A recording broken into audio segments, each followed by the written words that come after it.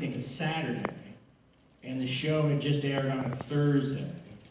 And I said, this is pathetic. I don't want to walk into a room. Nobody's going to be there. We haven't even started the show. And we walk in, and the place was packed. I mean, it must have been 5,000 people. Because what I didn't understand is that we had a built-in fan base because of SG-1. And provided they accepted us, it was all good. But I was overwhelmed by it. I said, holy crap, this is a different animal altogether. Or traction than it was in the States, and it wasn't until the Sci-Fi Network that it really got a big publicity push and it started to blow up. So you mean that when Atlantis launched to help you guys?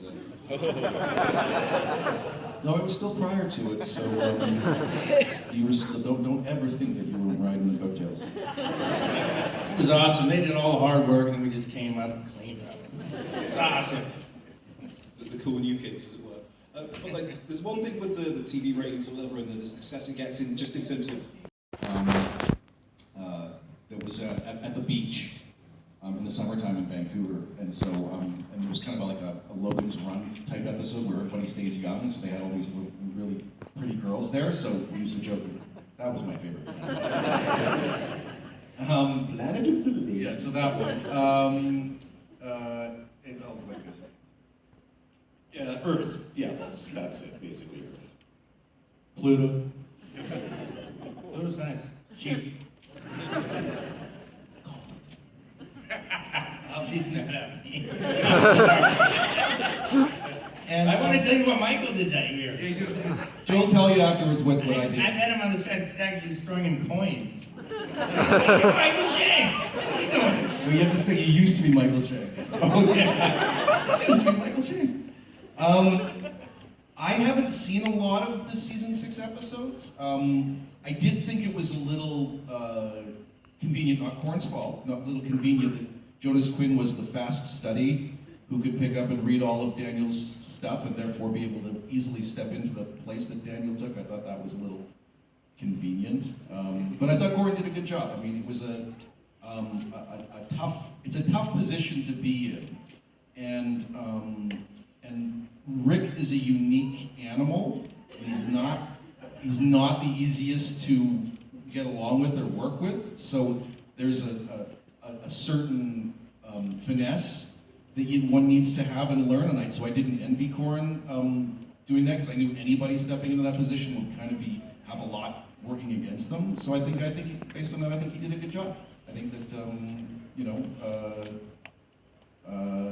I can't speak for the experience because I never really worked with him a lot, but I thought he did a good job. He's alive. The reason I asked that question is because I always felt sorry for him because I think there was like a lot of not fans here. I mean, there was like some people being really nasty about it because they were like big Daniel Jackson fans, and I always felt sorry about it. Wasn't his fault, and everything, and everyone was just being. So it was nice to hear what your thoughts were on that. Well, when it comes to fandom, Michael wrote those letters. when it comes to fandom, it's a different experience. I mean, one shouldn't wade too deeply into the waters if one's acting on the show, especially in the time of doing the job, because especially if there are things that are negative that are out there, because you can get kind of, it's kind of like an athlete hearing all the boos, but hearing it on a nightly basis when they go on the internet. That it makes it difficult to do your job, so you have to kind of tune it out at the time. So hopefully he was able to do that. Yes, like I said, fandom can be an interesting place, and there's negativity and certain opinions everywhere if you really go searching for it. It was just crazy that certain fans could do something like that, and because I heard stuff about like Brad Wright. Joe Flanagan. But I'm less smart than I can. So we'd had the cat had put us behind by about 3 hours because it refused to do anything it was supposed to do, even though this guy, we had a cat wrangler who had brought in this very specific film cat who would obey instruction. It didn't. It's a lie. What did the cat have to do? The cat simply had to run. It just had to run. That's all it had to do, was run across the floor. And what happened was I was trying to track it on a shot, and it got near the dolly. The dolly is the thing on wheels that the camera sort of goes on. And it got near the dolly track. It hadn't hurt itself, but it scared the shit out of the cat. So to get it to run across that floor again was damn near impossible. So that set us back by 2 or 3 hours. So by the time I got to some emotional scene I had later, I'm trusting the DP to watch the stuff and tell me if it's okay. I'm having to get in the space to do the scene, and I'm having to make sure that the rest of the story, I'm working with another actor, and I'm going to make sure the rest of the story resonates. All tick-tock, tick-tock, tick-tock. So that turned into that is a bit of a problem to have to be heavy and direct yourself unless you have it clearly mapped out. And so that was tough. But other than that, I really enjoyed directing on Saving Hope because it was character-based. It was more actor stuff. So I enjoyed directing there a bit more.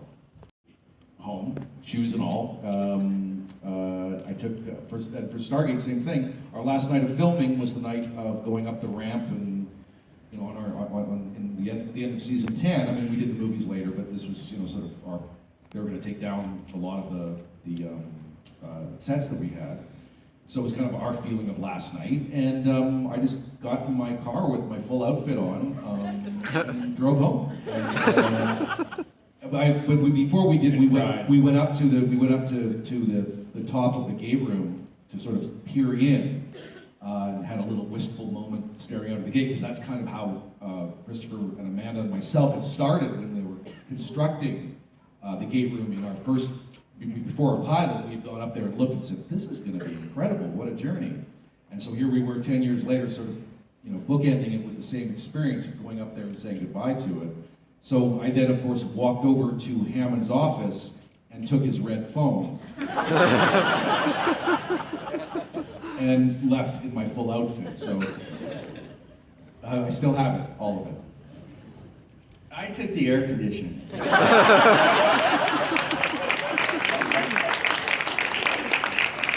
It all comes full circle. What a great way to end it all. Ladies and gentlemen, make some noise, please, Michael, for being